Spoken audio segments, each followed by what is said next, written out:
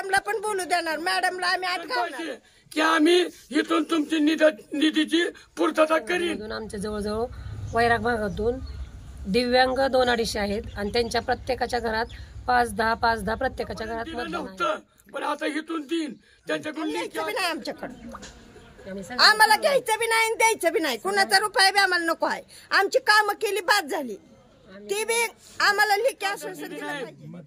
मग आम्ही मतदान करू, मॅडम म्हणतात त्याला करू, राजा आम्हाला आमच्या मागण्या पूर्ण करू म्हणून आश्वासन लेखी देतात, त्यांनाच आम्ही मतदान करणार आहेत। आम्ही एकजुटीने सर्वांनी असं ठरवलंय, आज नसेल तर आम्ही सरळ मतदानावर बहिष्कार टाकणार आहे। केव्हा अपघाती निधी असती आणि आमदार तालुक्याचा म्हणल्यावर त्यानं 5,000 महिन्याला दिलं पाहिजे। आतापर्यंत कोणी दिलं माहितीच नव्हतं।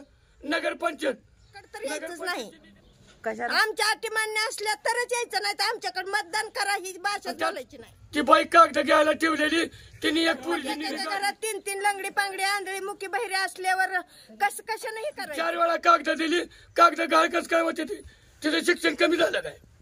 कुठली ते बाई आहे ती तिथं नगरपंचायत मध्ये कागद घ्यायला आपली, तिला काकुल ते आलो मॅडम पाया पडतो म्हणलं आणि ते इतकं द्या, ती प्युअर हांद आहे, ऑनलाईन सर्टिफिकेट आहे, हे असंच आहे। आता हिला मला कुणी ठेवलंय कामाला? मतदानासाठी 10 लोक येते, अंगावर कपडे राहिले ते का नाही ती सुद्धा कळत नाही, एवढे पळत येते। एक काम बघू करू सांगा परत असले कथा आहे त्याला आपण बघायचं, जे आपल्याला बघत नाही खोटं बोलतंय त्याला कशाला बघायचं? लिखी आश्वासन पाहिजे। पण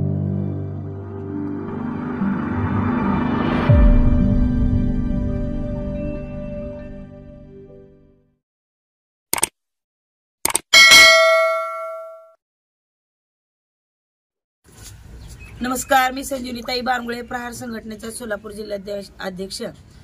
आम्ही गेली 8 वर्षापासून माननीय बच्चूभाऊ यांच्या माध्यमातून मार्गदर्शनाखाली आपल्या दिव्यांग बांधवाचे मी जिल्हाभर काम बघते, त्यामध्येच एक बार्शी तालुका मी प्रॉपर, आणि आजची जी बैठक आम्ही आयोजित केलेली आहे दिव्यांग बांधवाबरोबर वैराग भागामध्ये, त्यामध्ये आता आपल्याला काही सांगायची गरज लागत नाही। दिव्यांग बांधवाच्या व्यथा काय आहेत, ज्याच्या घरी दिव्यांग जन्माला यावं त्यालाच दिव्यांग बांधवाच्या व्यथा माहीत असतात। त्या पद्धतीने आज आमच्या दिव्यांग बांधव 2024ची जी आधी आपलं इलेक्शन लागलेलं आहे विधानसभा, त्याच्यामध्ये प्रत्येक जण आपापली मतं व्यक्त करत आहे। त्यामध्ये आम्ही दिव्यांगांनी मतदान करायचंय का नाही हा मोठा प्रश्न उपस्थित राहिलेला आहे, आणि हा प्रश्न जो उपस्थित झालेला आहे की त्यांच्या समोर स्वतः अनुभव घेतलेला आहे त्यानुसार उपस्थित झालेला आहे।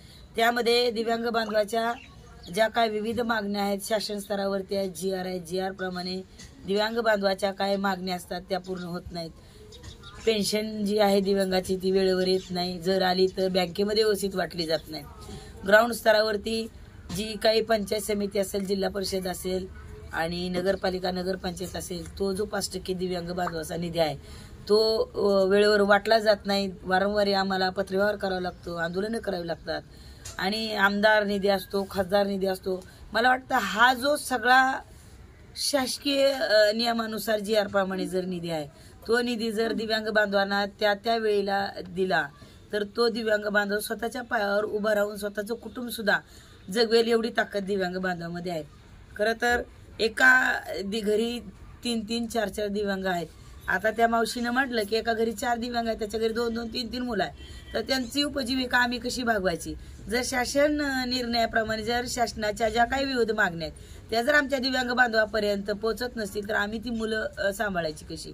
आणि जे दिव्यांग आहेत त्यांच्या घरी मुलं पण आहेत, त्यांच्या शिक्षणाचा प्रश्न आहे। अशा विविध प्रश्नाला सामोरे आमच्या दिव्यांग बांधवाला जावं लागतं। तर हे सगळे अनुभव आमच्या दिव्यांग बांधवासमोर आहेत, ज्या काही त्रास आहे ते स्वतः भोगतायत। ह्या सगळ्या मागण्या घेऊन आज ज्यावेळी आता विधानसभा जी निघालेली आहे निवडणुकीचं, त्यामध्ये आज प्रहार संघटनेच्या माध्यमातून बाबा की बैठक आयोजित केली। त्यामध्ये काय दिव्यांग बांधवाचं म्हणणं काय येतं की सगळे दिव्यांग बांधव म्हणतात की बाबा आतापर्यंत आपण प्रत्येक मागणीला रस्त्यावर उतरतोय, प्रत्येक गोष्टीला आपण रस्त्यावर उतरतोय, आंदोलन करतोय, पण कुठलंही प्रशासन जागं होत नाही तर आपण मतदान न करता आपण त्याच्यावर बहिष्कारच टाकू, अशा पद्धतीची सगळ्या दिव्यांग बांधवाचं म्हणणं आहे। परंतु आपल्या मतदान हा अधिकार आहे, मतदान करणं गरजेचं आहे. मतदानाचा अधिकार आपण गाजवला पाहिजे, बजावला पाहिजे, यासाठी आज हे झालंय. आणि बैठक घेतल्याप्रमाणे प्रत्येक दिव्यांग बांधवाच्या काही काही मागण्या आहेत आणि खरं तर त्या रास्त आहेत. शासन निर्णयाप्रमाणे आमच्या ज्या मागण्या आहेत त्या तात्काळ जे बी काही आम्हाला आश्वासन देतात, पण लेखी आश्वासन पाहिजे म्हणतायत आणि ते झालं पाहिजे. वारंवार आम्हाला टाकीवर चढून आंदोलन करावं लागतं, आमदार खासदार निधीसाठी आंदोलन करावं लागतं. हे कधी कुठेतरी थांबलं पाहिजे. आता एक योजना निवडणूक जे आयोग आहे त्यांनी राबवली आहे की जे दिव्यांग आहे, शासन आपल्या दारी म्हटल्यासारखं दिव्यांगाचं मतदान घरोघरी येऊन तुम्ही मतदान घेऊन जाणार. पण आमच्या पुढे एक प्रश्न सतावतोय, जसं दिव्यांग बांधवाचं मतदान तुम्ही घरी येऊन घेऊन जाताय, तशा शासनाच्या योजना सुद्धा आम्हाला घरोघरी आणून दिल्या पाहिजे, घरी येऊन दिल्या पाहिजे. पेन्शन योजनेसाठी ज्यावेळी एखाद्या दिव्यांग बांधवाचं पेन्शन बँकेमध्ये येतं, तिथं गेलं तर लाईन असती, आरेरेच्या भाषेमध्ये बोललं जातं, कोणवड्यासारखं टाकून दिलं जातं, एका ठिकाणी उन्हातानात बसावं लागतं. मग ही एक अशी योजना नाही की जेणेकरून दिव्यांगाला त्याला सामोरं जावं लागतंय. पण जसं निवडणूक आयोगानं आम्हाला दिव्यांगाला मतदान करण्यासाठी त्रास होऊ नये म्हणून घरीच जाऊन एक आमच्या हातून एक आमदार निवडून देता, एक सरपंच निवडून देता, खासदार निवडून देता, अधिकार आम्हाला निवडून देण्याचाच दिलाय. मग आम्हाला अधिकार आमच्या मागण्या मंजूर करून देण्यासाठी, आमच्या मागण्या तुम्हाला मान्य करण्यासाठी दिलेला नाही का, हा प्रश्न दिव्यांग बांधवाच्या मनामध्ये सतवतोय. दरवेळेला आम्ही आमच्या मागण्यासाठी तुमच्याकडं निवेदन देतोय. मग जसं निवडणूक आयोगाने ही योजना आखली की जागेवर बसून आमचं मतदान घेऊन जाताय, तसं तुम्ही प्रशासनाला आदेश द्या की जसं या तुम्हाला स्वार्थापोटी आमच्याकडं मतदान घेऊन घरी घेऊन जाताय, तसं ज्या पण शासनाच्या योजना आहेत त्या दिव्यांगाला घरोघरी पोच कराव्या, ही आमच्या दिव्यांग बांधवाची मागणी आहे. दुसरी गोष्ट, ज्या महाराष्ट्र म्हणजे ज्या सरकाराकडं ज्या मागण्या आपल्याला मंजूर करून घ्यायच्या, आता आम्ही 6,000 पेन्शन द्यावी म्हणून 10 वेळा निवेदन करतोय, आंदोलन करतोय. बच्चूभाऊंच्या माध्यमातून आकाशवाणीवरती मोठं आंदोलन झालं एक महिन्यापूर्वी. 6,000 पेन्शन मागतोय, पण आम्हाला कोणी पेन्शन वाढवून देत नाही. आम्हाला दिव्यांगाला खरं तर गरज आहे.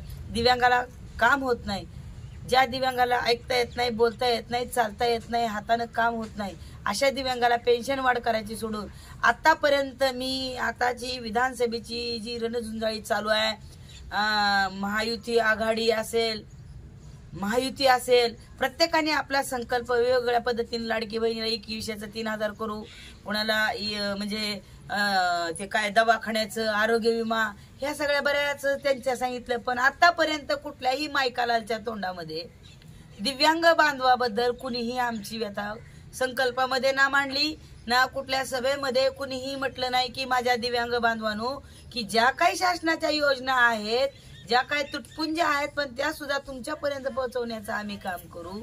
आम्ही ज्या काही आमदार निधी असेल, खासदार निधी असेल, ग्रामपंचायत, पंचायत समिती, जिल्हा परिषद असेल, त्या काही शासनाच्या योजना आहेत त्या आम्ही तुमच्यापर्यंत देऊ. आणि दिव्यांगाचं जीवन हे जीवन नाही का, हा मोठा प्रश्न सतावतोय. फक्त दर पंचवार्षिकला ग्रामपंचायत असेल, जिल्हा परिषद असेल, पंचायत समिती असेल आणि नगरपालिका असेल, त्यावेळीच आमच्या दिव्यांग बांधवाला तुम्ही आठवण काढताय आणि आमचा वापर फक्त मतदानापुरताच करताय, हे आमच्या मनाला दिसून येतंय. आणि आमच्या दिव्यांगासाठी तुमच्या मनामध्ये दुय्यम स्थान आहे हे आम्हाला दिसून आलेलं आहे.